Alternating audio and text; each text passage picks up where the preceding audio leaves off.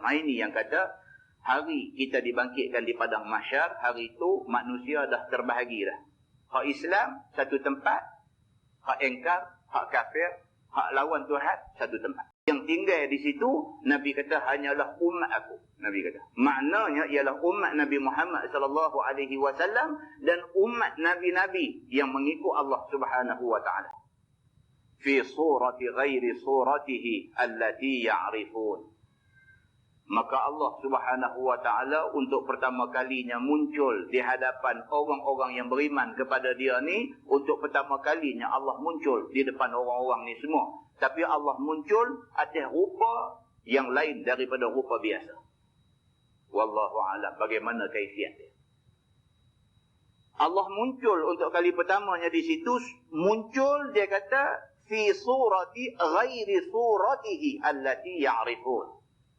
Lain daripada rupa yang sepatutnya orang-orang yang beriman boleh kenal. Fayaqul ana rabbukum. Tuhan kata, aku Tuhan kamu semua.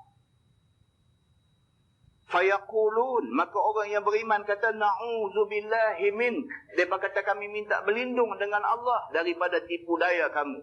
Pasal mereka tak kenal. Kata, itulah Allah yang mereka duk sembah selama ni. Kerana Allah muncul atas rupa yang lain.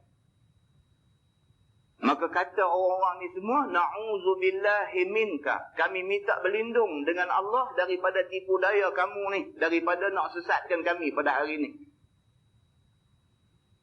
Kata mereka, haza makanuna hatta ya'tiyana rabbuna. Kami tetap duduk di sini. Kami tak mau ikut kamu. Sehinggalah mai Tuhan kami yang betul. Baru kami akan ikut dia. Ini orang beriman kata lagu tu. Hadza makanuna, ni tempat kami duduk berdiri lah ni, ini tempat kami. Kami tidak akan berganjak daripada tempat ni hatta ya'tiyana rabbuna. Sampai Tuhan kami hak betul mai, baru kami ikut.